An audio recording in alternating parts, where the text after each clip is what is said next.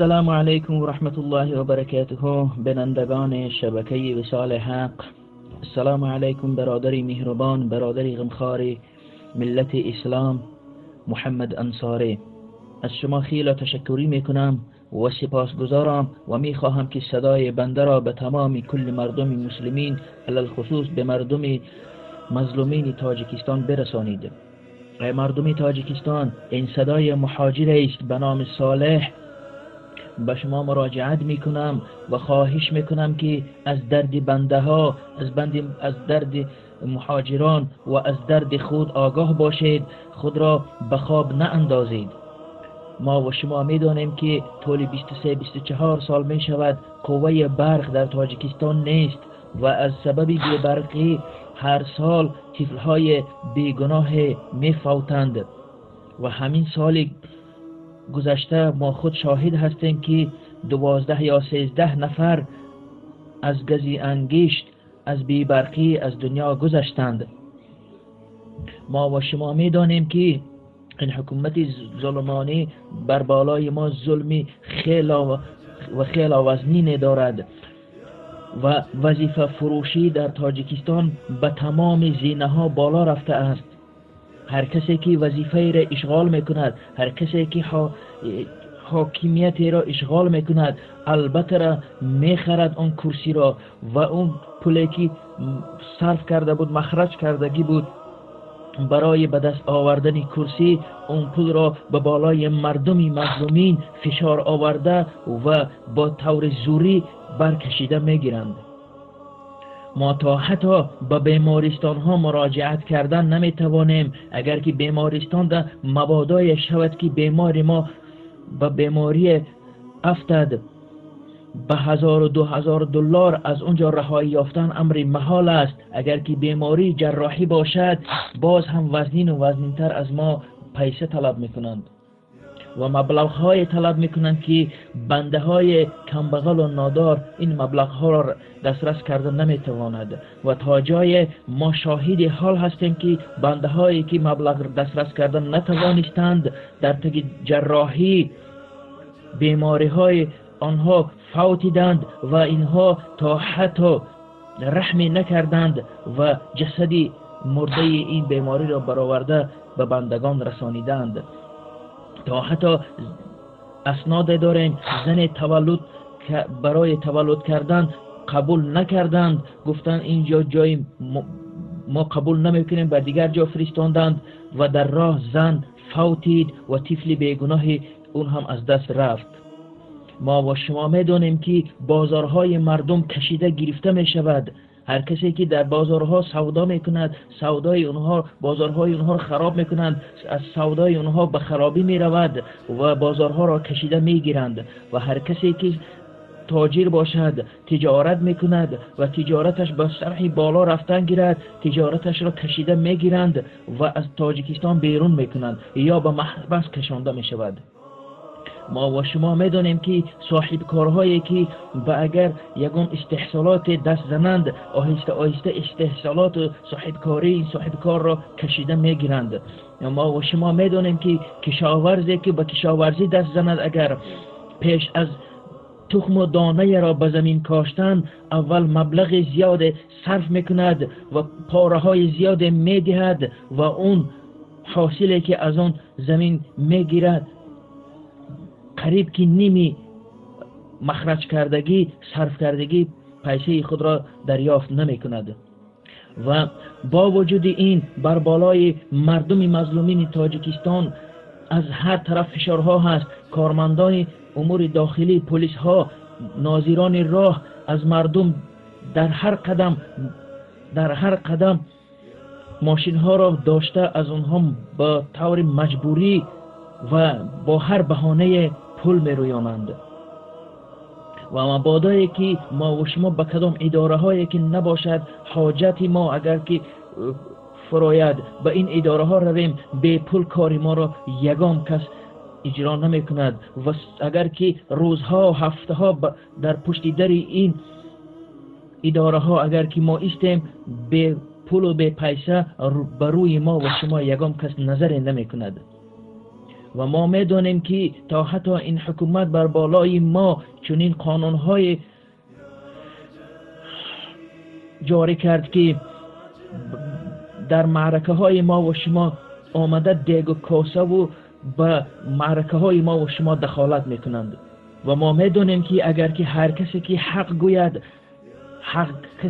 گوید به جوابگری کشیده می شود و هر کسی که از پشت این حکومت ظالم دفاع میکند به مانند ملاهای درباری اونها را به وظیفه های بالا و حرمت و عزت از طرف کارمندان امور داخلی و حمایت این بنده ها ملاهای درباری را به امنیت قرار میدهند و ما و شما میدونیم ای ملاهای درباری شما آیه های قرآن را بر نفس خودتان استفاده میبرید و بر فایده این حکومت استفاده میبرید و گفته های قرآن را و گفته های رسول اکرم صلی الله علیه و سلم را برتری کرده اید، چون که خداوند در قرآن گفت و ما خلقت الجن والانس الا ليعبدون. ای بنده های مخلوق جین، ای مخلوق انسان، ما شما را به همون خاطر به دنیا آوردم، به همون خاطر به دنیا آفریدم که تنها و تنها مرا عبادت کنین، غیری مرا عبادت نکنین. چرا که شما از دفاع از پیروی و عبادت این مخلوق کافر و مرتدیان را میکنید؟ و حتی ما میدونیم که اگر که در تمام تاریخ اسلام اگر که کافرها و مرتدیان پیغمبری ما را تحقیر کرده باشند، انکار خدا کرده باشند، ما فکر میکنیم که خدا را انکار کرد، خود کافر شد. اما در تاجیکستان ما شخص پیدا شد به نام بازار صابر، خدای ما را تحقیر کرد، گویا که تمام مسلمان ها را تحقیر کرد، گویا که تمام پیغمبران الهی را تحقیر کرد. به توجه شما یک لحظه از همین ثبت آواز این شاعری بدبخت کافر میگذارم تا خودتان خلاصه خود را برارید. خدا هم جای لیلین را نمیگیره، خدا هم جای لیلین را نمیگیره. خدا هم با همه پیغمبران سه پردازه. در این دنیا که عمرش 100,000 سال کیهانی، نه فرعون، نه خاقان، نه سامانی، نه ساسانی، نه تاجش بر سرش اسکندری رومی، خدا هم با همه پیغمبران سیر پردازش نکرد ایجاد لیلین را. نعوذ بالله من الظالمین، نعوذ بالله من الظالمین. من زبانم چرخ نمیزند که این سخنهای ملعون را به شما برسانم و ثبت اون ملعونی بدبخت را ماندم که تا اینکه شما از زبان این کافر خودتان بشنوید.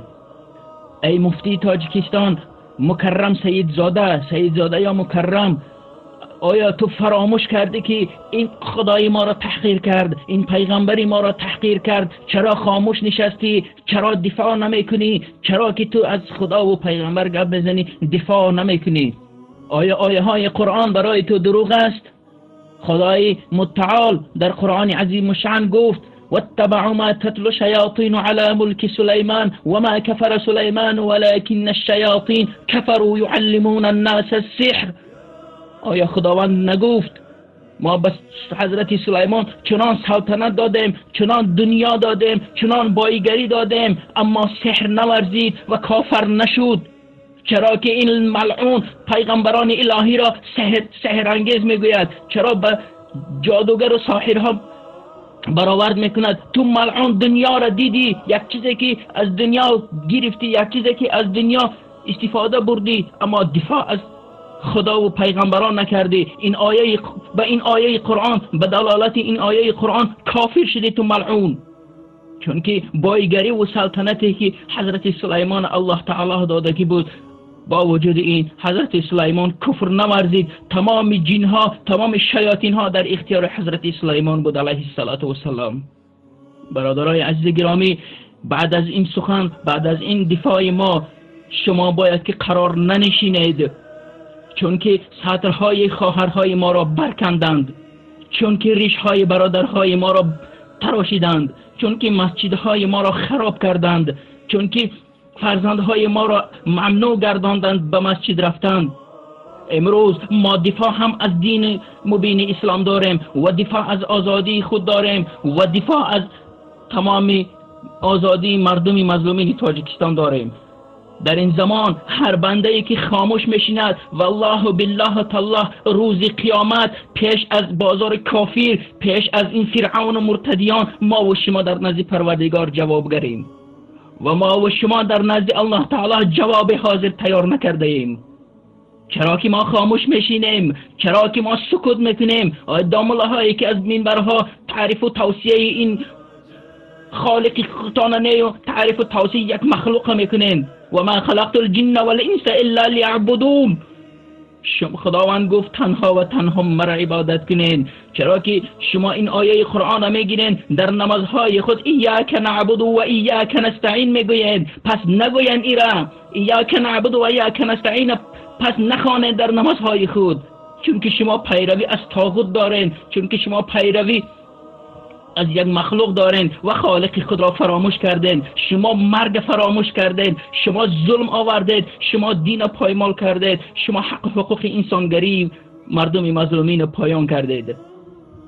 در آخر گفتنیم هر کسی که حق میگوید و برادران ما نه تروریستیم نه اکستریمیستیم، نمیخواهیم که جامعه ما ویران و فساد باشد. ما میخواهیم که جامعه ما جامعه بسازیم، جامعه آباد کنیم که بدون پارگیری باشد، بدون حرام خوری باشد، بدون فحش و فحشا باشد، بدون می پرستی باشد. جامعه باشد که جامعه صاف، جامعه عادلانه عدل باشد. در او جامعه ما چنین جامعه را میخواهیم و ما میخواهیم که در تمام مهاجرا جمع شوند در وطن خودمان را آباد کنیم و محنت در وطن خودمان کنیم تا اینکه این مردمی اذیت کشیده از این ظلم و ظلمانی آزاد کنیم. برادرای عزیز گرامی، ما مهاجریم، ما هم مانند شما فرزندهای شماییم، شما اهل مایین، ما هم از خون شماییم. ما نمیخواهیم که خون ناحق ریخته شود، اما این کفارها بر بالای ما و شما ظلم کردند و ما و شما خاموش ایستادیم. همون زمانی که ما خاموش ایستادیم پروردگار غضبش بر بالای ما و شما غضب کرد و امروز که ما مهاجران سر بلند کردیم و خداوند غضبش را بر بالای این کفار رسانید. ان شاء الله تعالی با دست ما این کفار از بین می رود. و در آخر گفتنی هستم که حاضبا بعد این برآمدام من میدونم که به اهل بیت خانواده ما فشار میارند. این نامردها، این کثیفها، هر کسی که دفاع از حق میکند اگر در خارج از کشور باشد به خانواده های ما چنان فشار میارند، پدر و مادرهای ما را تگ پنجره ها میکشند و چند پیسه که دارن کشیده میگیرند، 2000 و 3000 دلار بعداً سر میتیند و اسنادهای دروغین و اسنادهای بیکار در حق ما نشر میکنند که گویا اینا تروریست باشند و گویا اینا کارهای بد و دیگر را میکرده باشند. برادر انصاری، این التماس میکنم این سخنهای ما را به تمام کل مردم تاجیکستان برسان.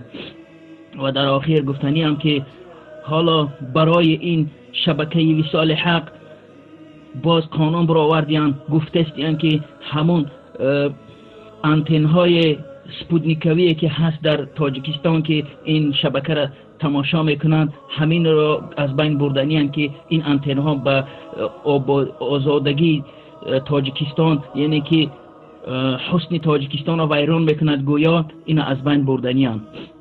والله که ما از تمام جان و پول و مال و از همه جا گذاشتیم که تا اینکه دفاع کنیم از دین خود، دفاع کنیم از وطن خود، دفاع کنیم از مردم خود، دفاع کنیم از حق و حقوق خود. برادر عزیز گرامی با ما باشید.